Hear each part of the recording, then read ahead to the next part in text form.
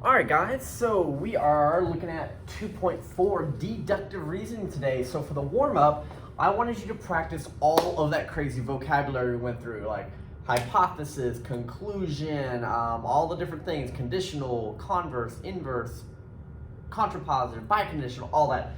So if you want to go ahead and pause this video and use that statement above and write the different if-then statements for all of these different concepts just to make sure you practice them. Even though maybe the new information from today is not specifically on the quiz, we definitely want to make sure that we are able to answer this because this is from the day before.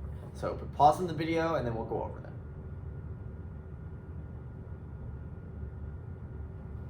Okay, so a hexagon has 6 sides. So the conditional is just writing that as an if-then. So I'm just going to make this short for me. So if hexagon, then 6 sides. The converse is reading that backwards. That's saying that if I have 6 sides, then I'm a hexagon. Inverse is keep the order but negate or make them both have the word not in them or take the word not out depending what's happening. So here we have if not a hexagon, then it does not have 6 sides. Okay, the contrapositive is where I read it backwards and I flip them. So I say if it does not have 6 sides, then it is not a hexagon. And with this particular one, remember we can tell something is biconditional if reading it forwards and reading it backwards are both true statements, because we also learned that the conditional and contrapositive go together. If one of these is true, so is the other. If one of these is false, so is the other. And the same happens with the converse and the inverse. So if I just check reading forwards and reading backwards, just as converse and original conditional, I'll know it's biconditional. So if I'm a hexagon, then I have 6 sides. Yeah. If I have 6 sides, then I'm a hexagon. Also true. So because of that, we are biconditional, and usually if I write the biconditional statement, it'll keep the original order, but we'll say, like I'm a hexagon, if and only if I have 6 sides. You can also write it like sometimes if and only if it's a hexagon, then it has 6 sides. Like, but basically we're looking for that if and only if statement. Just to practice our vocabulary, the original hypothesis, remember hypothesis is the if part, conclusion is the then part. So the hypothesis is just kind of the, if it's a hexagon. Okay, so if hex, like that's the, just what is the hypothesis, like the if it's a hexagon. Negate the conclusion. Well, the conclusion is it has 6 sides, so the negation of that would be does not have 6 sides. And again, I'm kind of shortcutting my wording, but you could have said like, if it is a hexagon, then it has 6 sides. Like you can be much more specific. I'm just trying to give you the general idea of the keywords I would be looking for. All right. Now let's look at a couple other random things. So just practicing the vocabulary again. Given the statement, if you live in Miami, then you live in Florida. Which of the following is true? Now I'm going to be honest with you. If I say if you live in Miami, okay, so I'm in a city in Florida, then you live in Florida, if this is already true in the original conditional, which always matches. If the conditional is true, then also the contrapositive is also true. So I kind of expect, I can probably just know that the contrapositive is going to be true. But just for our own processing, let's kind of talk through them. Now, negating the statement, technically negating the whole statement, not just the hypothesis, not just the conclusion, it actually is the same thing as the inverse. I think they just wanted for multiple choice on whoever wrote this test. But I do want to go ahead and just like read these statements. Inverse, remember, is we keep it in the same order, but we negate them. So if you don't live in Miami, then you don't live in Florida. Like, well, there's other cities I could be living in and still be in Florida, so that is not necessarily going to be true.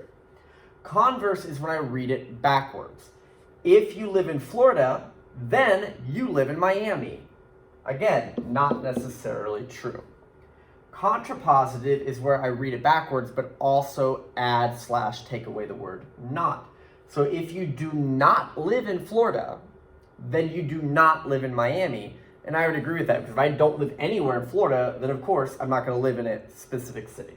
But again, I wanted to point out just that logic of if that originally started out sounding true, then the contrapositive is going to also be true. If this original was false, then I would know it wasn't the contrapositive, and I'd have to kind of look for another one. Although I don't think they would ask a question like that, because that would mean inverse and converse are true. But you get the idea. Sometimes you can know the connection about which one would also be true. You can also just practice reading through them and seeing which one makes sense. All right. I might go through this kind of quickly. In each exercise, classify the statement as true or false. Okay, so if M is the midpoint of AB, so M is the midpoint of A to B, I guess that should be capital M, then the distance from A to M is equal to the distance from N to B. So that is true. Okay, that's the definition of a midpoint. If I am in the middle, those distances will match. State the converse. So the converse means read it backwards. So that would say if AM equals MB, then M is midpoint. That's going to kind of shortcut that. So that's the statement. Classify if that is true or false. Well, if just those distances are the same, does it mean it's a midpoint? And we actually saw, I think it was yesterday or it was Monday, where we saw that you could actually have a situation where M isn't the midpoint, even though those sections are, or those segments are congruent to each other, because they're not collinear. By definition, that's not a midpoint. So because I can find at least one counterexample, I would say that that's a false statement. State the contrapositive. Contrapositive is where you read them in the opposite order and add / take away the nots. If the distance from A and M is not equal to the distance to N and B, then it is not a midpoint. So that's the statement, and then classify that. That is going to be true, and that's for two reasons. One, just thinking about it, if these are not equal to each other in distance, then that cannot be the midpoint. Like, that's just a fact. But also, because I knew the original statement was true, I knew the contrapositive was going to match it, right? But again, just to kind of read through. So now on to the technical new information per se. Deductive reasoning, we did introduce this definition the other day, but deductive, I think about the D in deductive is the D in definitions. It's using definitions, facts, properties, and we're going to add to that list laws of logic, and we're going to discuss two different laws of logic today. We're going to talk about them in a minute, but one of them is going to be called the law of detachment, and the other one's going to be called the law of syllogism. And I'm going to spell that wrong. Ooh, let me find it if it's on something really close by.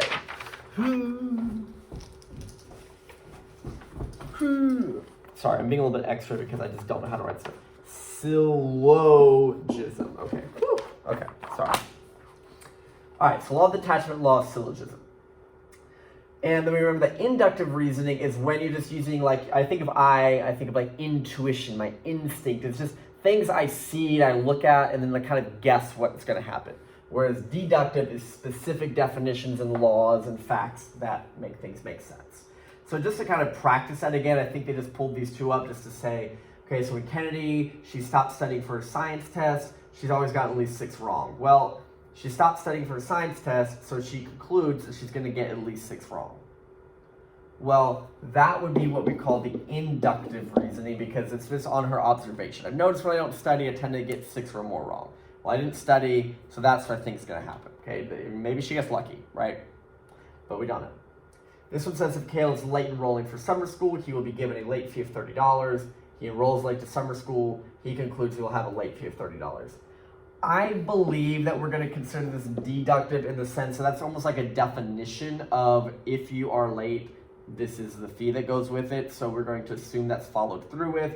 I guess you could argue, well, maybe they took the fee away, but in the general sense, that is like a rule. And so I'm concluding that the rule is going to be followed through with, as opposed to this is like, it seems like when I don't study, this is what happens.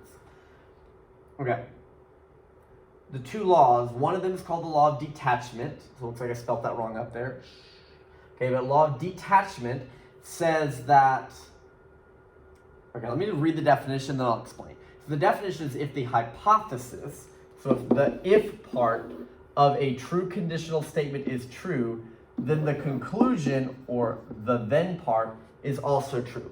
So we've taken a lot of times, we've read a statement and we've said, oh no, something about that's crazy, it's false, like it's not. But if I know that this if-then statement is valid, like it's generally a true if-then statement, and I'm telling you that the if part is happening, it's happening right now, there it is, if's happening, that means the then is going to happen, right? Because if the then doesn't happen from that, then it wouldn't have been a true statement in the first place. So I usually give students the example like, if the fire alarm goes off, then we will go outside, because that's what the fire drill says to do. That's like a law or a rule of the fire drill. So if I tell you, hey guys, the fire alarm's going off, then I know we're going to go outside. Now, what the law of detachment does not say is you can't read this backwards. So even though if the fire alarm goes off, then we're going to go outside, what I can't do is, hey guys, we're outside right now. I cannot conclude that must have been because there was a fire drill. There could be many other reasons that we're outside. So the main thing with law of detachment is it has to be read forwards. Okay, so it's just saying that if I have an if that connects to a then, and I tell you this is happening, I can read forward and know that that's happening. Okay, if I tell you that this is happening, we don't know why. It might be from this, it could be another reason. So that's sort of what the law of detachment is. It doesn't seem super complex, but there it is. So they're basically saying if I know this is a true statement, like if my car is out of gas, that is not going to start. Like that's a true statement. Like let's use an electrical car, but that means it's not out of gas because it's electric. So if a car is out of gas, it's not going to start. I tell you, hey, her car is out of gas. I'm allowed to read forward that that is not going to start. Okay, but if I were to give you the information, hey, her car's not starting, I am not allowed to read backwards and say with 100% certainty it's from her being out of gas. It might be, could be something else is broken, could be any other reason. Okay, but again, law of detachment says if I'm dealing with a true statement and I tell you the if part, I'm allowed to read it forward to the then part and know that it's going to happen. Law of syllogism, which is a really funny sounding word. I just remember the S is like syllogism. It sounds like it's like slipping off your tongue. Like it's going to slip and connect a whole bunch of if-then statements together. I think of law of syllogism almost like a bunch of law of detachments chained together. So detachment tells me if this if is happening, I can connect it forward to a then that's going to occur.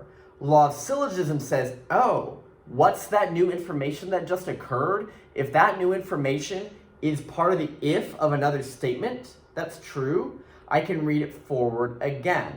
Oh wait, is that new thing that's happening somebody else's if? Because then I can read it forward again. It just basically says if you're allowed to read forwards and I know one of those is happening, I can continue to connect it forward. So both of these are basically being read forward. Detachment is just using a one-time, like here's the statement, I read it forward once, that's cool. Syllogism is based off all these other statements, I was able to read it forward more than once because it kept connecting to other statements. So for example, if P goes to Q, and then that Q would go to R, if I tell you that P is happening, law of detachment says that Q is gonna happen. Well, that now told me that Q is happening. Law of detachment says that R will happen. But the fact that I can connect them together and say the fact that P originally happened takes me all the way to the end of the statements R, that is what's considered law of syllogism. So it's like a bunch of individual detachments that have been chained together. And that fact I'm allowed to do that has a name. Okay. So yeah, the little definition is that P goes forward to Q and Q goes forward to R, then I'm allowed to read the first one all the way to the last one. And it can be way more statements than this. This is sort of like the minimum required to be syllogism, to have enough to connect. But it could keep connecting, keep connecting, keep connecting. And I'm pretty sure we'll have a little example down here in a minute. So straight out of the textbook, it says here are two different statements. That if you get a job, you're going to earn money. And based off what you've told me, if you earn money, you're going to buy a car. Like that is 100% what you're going to do. These are factual statements that you have given me. So not like I'm guessing they're true, because maybe you would buy something else, right? But we are told these are true statements. So if we find out you did get a job, then I know you're earning money.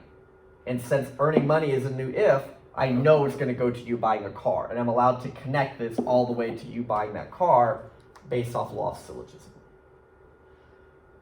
So this little example here says, state the law of logic if, I don't think it says it on here, I know when we went over these notes, it's if it's even true. So we might say that this is just not a true situation, so it's not going to happen anyway. But if it is true, then what do we know? So if you do not get enough sleep, then you will be tired. I mean, I guess that's a valid conclusion. What do they want to know? Determine whether each statement is valid based off the information. If not, write invalid and explain why. Oh, I'm sorry. These are the two statements, not things I have to determine are true or not. Oh my goodness. Okay, so if you do not get enough sleep, you will be tired. That's just like something that we're going to accept. And then if you are tired, you will not do well on the test. Okay, so these are two true statements, according to the question, that I'm allowed to use. So let's see what happened. It says, if you are tired, you will not get enough sleep. Well, tired goes to not doing well on the test.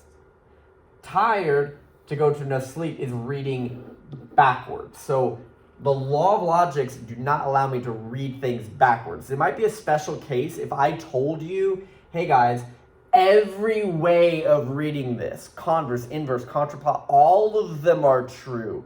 Then, yes, you could maybe read that backwards. But the general situation where I only know that reading it forwards is true, we can only read forwards for these laws. So the fact that they're reading this one backwards, it's invalid. Like that is not something I can assume. There could be enough reasons, could be different reasons why you're tired.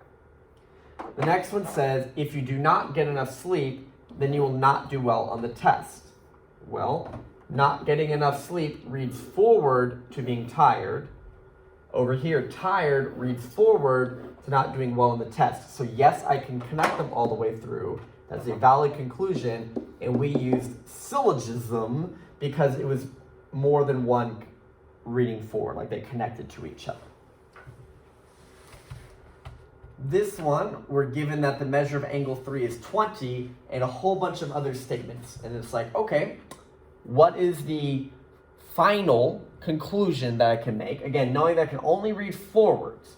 So if measure angle 3 is 20, like if that statement happens to be here, I'm like, okay, cool, does that connect to anything? Well, measure of angle 3, if it is, and you told me it was, so if it is, then I know that angle 4's measure is 70. Now that that's happening, here it is. If measure 4 is 70, then I know that 5 is 20. Cool, does that connect anywhere? Yes, because if 5 is 20, that means 2 is 70. If 2 is 70, that means 6 is 20. And I don't see any further connection. So my final conclusion is that I can get all the way to measure of angle 6 is 20 using syllogism. But you'll notice I was only reading forwards because that's all that I knew. I would have to very specifically tell you all readings are true. Then I might be able to connect them forwards or backwards. But generally speaking, the law says I only currently know that the forwards reading is true, so I can only read forwards and know that it's true without other information. I think it's just two more of these, or a couple more of these. If Anne is the oldest daughter, then Anne has the largest bedroom. Anne is the oldest daughter. Anne has the largest bedroom. So they're basically saying if this statement is true, and I tell you she is the oldest, then we're allowed to read that forward to this. Yes, that's true. And that's using law of detachment because we're only reading one sentence, but they went through. So, yeah. Here, if angle 4 is 40, then B is 140. If B is 140, then C is 40. So I can connect them that if A is 40, I can read that all the way forward. That would be syllogism. If it snows today, we will go skiing. It's snowing today. I can read forward and say we're going skiing, and that's detachment because, again, it's only one statement. If it snows today, our family will go skiing. If our family goes skiing, then we will need motel reservations. Hey, it's snowing today. Well, the snowing today goes to us skiing. Skiing goes to needing motel reservations. My conclusion is we're going to need motel reservations, and that would be syllogism. So it's not that these are necessarily insanely difficult things. It's just knowing that the word. So detachment, again, is just one going to the other, reading forwards. And syllogism is I can connect multiple of those detachments together all the way to one final conclusion. Again, I will tell you, the nitpick here is that you're only supposed to be able to read forward if all I'm told is the original statement is true. So if the question told me, hey, all variations of this is true, or all the different manipulations are true. So I'm telling you, converse, inverse, contra, everything is true. Well, now I can read forwards, I can connect backwards, I can do all of that. But the general sense, when we only know the forward reading is true, we're only allowed to read them forwards. Okay, but I just want to make that point out there, because if on a quiz, I don't specify that all the different ways to read it are true, you can only read forwards. But if I do tell you, yeah, all the readings are true, then you technically have permission to read it in all the different directions. All right. I think that's it. Here's the textbook homework that goes with that. Of course, remember that we won't have anything specifically from this homework on the quiz tomorrow, but a lot of them warm up and examples today. The first part, we're just refreshes. So that stuff is on there, but it's because I was just wanting to refresh you for you some things. Okay, this is again a reminder that quiz is tomorrow. Get that work done. If you have questions about this, hold it for the next day, and we'll go over those in the Zoom call. Reminder, constantly be working on your chapter worksheets, so you can log on to Zoom calls and ask me those questions, and ignore that giant 690157. Don't know why it's there. It's just there. Okay. You guys have a good one. Talk to you later.